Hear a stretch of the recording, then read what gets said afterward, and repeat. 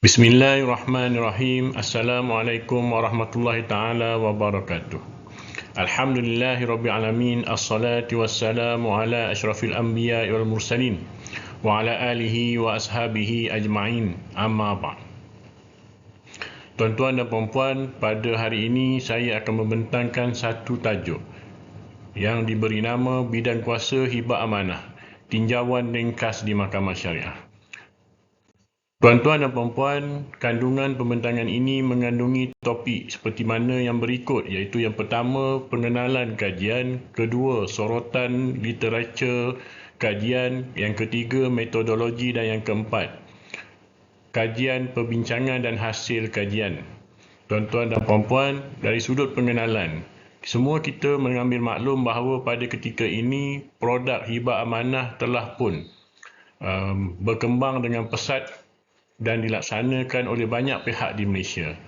Walau bagaimanapun, sebagai permulaan, sebagaimana yang kita tahu, hibah amanah ini mula diperkenalkan pada tahun 2013 melalui ASNB dan dokumen perihibah dan juga beberapa dokumen lain yang tidak perlu disebutkan di sini. Pemakaian prinsip hibah amanah dalam pengurusan harta orang-orang Islam merupakan satu langkah signifikan yang mana ia membantu menangani permasalahan harta-harta orang Islam yang mempunyai masalah untuk diselesaikan. Sebagaimana yang kita tahu, hibah amanah merupakan dua kontrak ataupun dua prinsip kaedah yang digabungkan menjadi satu, di mana prinsip utama hibah amanah adalah pemberi hibah akan bertindak sebagai pemegang amanah bagi harta yang diberikannya kepada penerima amanah sehinggalah pemberi hibah amanah tersebut meninggal dunia. Dalam tempoh itu, pemberi hibah atau pemegang amanah itu berkuasa untuk menguruskan dan mengambil hasil daripada hibah tersebut dan harta amanah tersebut. Dari sudut sorotan literatur, kajian ini sebenarnya melihat permasalahan undang-undang yang berlaku dalam pelaksanaan hibah amanah di Malaysia. Kajian tertumpu juga kepada konsep hibah dan amanah yang mana dilihat dari sudut hukum syarak, undang-undang dan pelaksanaan di Malaysia. Seterusnya, secara khusus, matlamat kajian ini juga melihat sejauh mana bidang kuasa Mahkamah Syariah boleh untuk memutuskan semua pertikaian berkaitan dengan hibah amanah. Dari konteks metodologi, kajian ini berbentuk kualitatif, iaitu dokumentasi yang diperolehi sama ada secara primer ataupun sekunder, yang diperolehi melalui kajian kitab, artikel, makalah, penulisan mahupun kamus. Selain itu, ia turut diperkukuhkan dengan merujuk kepada undang-undang dan kes-kes yang telah diputuskan. Tuan-tuan dan puan-puan, dalam konteks perbincangan, saya akan menyentuh kepada beberapa perkara yang disebutkan di bawah ini. Pertama, konsep hibah dan amanah tersebut itu sendiri. Selain daripada itu, bidang kuasa hibah dan amanah itu sendiri dari sudut perundangan. Hibah merupakan satu pemberian hak yang dibuat oleh seseorang secara sukarela tanpa dipaksa kepada satu pihak yang lain dengan niat dan tujuan yang baik tanpa ada sebarang syarat, imbalan ataupun balasan. Dari sudut rukun, ulama mengkategorikan rukun hibah mempunyai 4, iaitu pemberi, penerima, harta dan juga sirah. Dalam konteks mazhab Syafi'i dan pemakaian di Mahkamah Syariah, selain keempat-empat rukun tersebut, pihak-pihak yang ingin membuktikan kewujudan hibah hendaklah membuktikan kewujudan qobat. Dari konteks jenis hibah, terdapat dua kategori hibah, iaitu hibah mutlak dan hibah bersyarat. Dari sudut hibah bersyarat itu pula dibahagikan kepada 3, iaitu hibah bersyarat balasan, hibah umrah dan hibah rukbah. Hibah amanah yang kita bincangkan pada hari ini bukanlah hibah yang sebagaimana dinyatakan di atas, tetapi hibah yang telah digabungkan dengan konsep amanah yang menggunakan syarat rukbah ataupun umrah ataupun balasan. Dari sudut amanah, penerimaan tanggungjawab dengan mematuhi segala peraturan, perintah dan juga larangan terhadap peraturan yang telah ditentukan bersama di antara pemegang amanah dan orang yang memberi amanah. Walau bagaimanapun, dalam konteks amalan di Malaysia, amanah tersebut tidak ditakrifkan secara khusus dalam statut-statut yang ada di Malaysia. Dalam konteks Islam, amanah Islam boleh terbentuk secara tidak langsung melalui akad muamalat lain seperti akad hibah. Amanah Islam juga boleh terbentuk tanpa majlis akad yang khusus tetapi memerlukan persetujuan daripada pemberi kepada penerima amanah. Tuan-tuan dan puan-puan, dalam konteks pemegang amanah ataupun amanah Islam, kita boleh katakan bahawa amanah Islam lebih luas kerana amanah Islam merangkumi beberapa prinsip atau konsep, antaranya wakalah, wadiah dan juga wisayah. Dalam konteks wakalah, seseorang yang mukallaf dan boleh bertasyarruf boleh memberikan haknya untuk berurusan mewakilkan haknya untuk berurusan dengan orang lain kepada seseorang yang dia percayai. Itu juga termasuk dalam konteks amanah. Selain itu, bagi anak-anak yang di bawah umur, pelaksanaan ataupun tasyarruf kepada anak tersebut hendaklah dilakukan oleh penjaganya, iaitu bapa ataupun yang telah ditetapkan oleh hukum syarak dan atau yang dilantik oleh mahkamah. Dari sudut bidang kuasa, tidak syak lagi hibah memang sememangnya berada dalam bidang kuasa mahkamah syariah untuk memutuskan sebarang pertikaian yang timbul.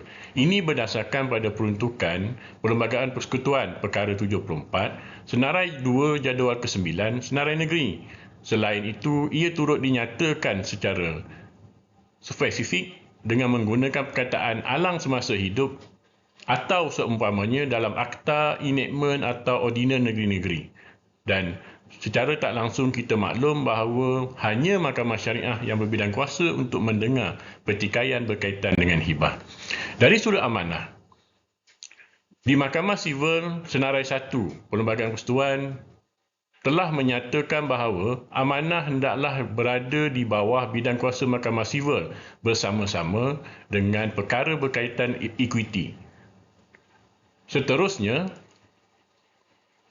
Undang-Undang Sivil telah menguatkuasakan atau mewartakan beberapa akta berkaitan pemegang amanah, antaranya adalah seperti Akta Pemegang Amanah 1948 iaitu Akta 218. Berdasarkan pandangan Abdul Hamid Muhammad 2006, Undang-Undang Amanah di Malaysia sebenarnya didasari oleh prinsip equity yang berasal daripada Perundangan Inggeris, yang kita boleh faham bahawa ia bukanlah amanah yang dimaksudkan dalam amanah Islam. Manakala Mahkamah Syariah turut menyenaraikan perkara berkaitan amanah dalam Senarai 2, walau bagaimanapun tiada sebarang akta, enactment atau ordinan khusus menerangkan tentang amanah yang bagaimana yang menjadi bidang kuasa Mahkamah Syariah. Jika ada sekalipun, hanya dinyatakan secara umum sahaja, seperti Seksyen 89 Akta Undang-Undang Keluarga Islam Wilayah Persekutuan 94 yang mana menerangkan tentang bidang kuasa seseorang ayah ataupun penjaga sebagai pemegang amanah kepada harta dan diri anak-anak yang di bawah umur atau tidak berkeupayaan. Oleh demikian, jelas prinsip amanah Islam dan yang dinyatakan dalam Akta Sivil mempunyai perbezaan yang nyata. Dalam konteks pelaksanaan hibah amanah di Malaysia, terdapat beberapa peringkat pelaksanaan. Pertama, pihak-pihak akan menyempurnakan proses pemberian hibah yang mana dimulai dengan penyediaan dokumen majlis hibah yang bagi memastikan semua syarat dan rukun-rukun hibah dipenuhi sebelum suatu pelantikan amanah dibuat yang memberi kuasa kepada pemberi harta untuk menguruskan dan mengambil hasil daripada harta tersebut dan tidak dibantah oleh penerima hibah. Seterusnya, pelaksanaan pemegang amanah yang diamalkan dalam kebanyakan amanah hibah amanah sekarang di Malaysia ini adalah berdasarkan Akta 218 atau konsep atau prinsipnya adalah secara civil, menggunakan prinsip yang dinyatakan berdasarkan Undang-Undang Inggeris. Selain itu, saya juga telah membuat rujukan terhadap beberapa kes untuk mendapatkan hasil kajian atau dapatan yang jelas berkaitan bidang kuasa Mahkamah Syariah ini. Pertamanya, saya merujuk kepada kes TM Feiruz Han versus Mira Hussein TM Muhammad Maidin. Dalam kes ini, hakim telah menyatakan bahawa pemakaian undang-undang Islam dalam harta amanah tetap tertakluk kepada undang-undang sivil yang hendaklah terpakai kepada semua pihak tanpa mengira agama ataupun bangsa. Dalam kes di Mahkamah Syariah pula, Yang Arif Hakim dalam kes SMA SJ lawan SSSMJ menyatakan bahawa persoalan mengenai amanah hendaklah diputuskan oleh Mahkamah Sivil terlebih dahulu sebelum persoalan harta pusaka ditentukan di Mahkamah Syariah, kerana dalam kes ini amanah tersebut dijalankan berdasarkan Akta Sivil. Selain itu, saya juga merujuk kepada kes Amirul Syafiq bin Muhammad Nur Izani dan satu lagi lawan Razali bin Samsudin dan satu lagi. Dalam kes ini, suatu hibah telah diberikan kepada anak-anak yang belum mumayyiz dan cukup umur. Dalam keadaan itu, mahkamah telah memutuskan bahawa hibah tersebut adalah sah melalui amanah, kerana amanah itu diambil oleh si mati sebagai pemegang amanah kepada perayu yang tidak cukup umur untuk membuat ataupun menjalankan proses penerimaan hibah tersebut. Oleh itu, penerimaan hibah itu dibuat oleh si mati sebagai pemegang amanah dan orang yang berkuasa terhadap diri kanak-kanak tersebut. Berdasarkan ketiga-tiga kes dan kes-kes yang telah dinyatakan dalam kajian ini, saya boleh rumuskan dapatan kajian adalah sebagaimana berikut. Sekiranya wujud isu hibah, maka Mahkamah Syariah hendaklah berkompeten membicarakan dan memutuskan isu tersebut.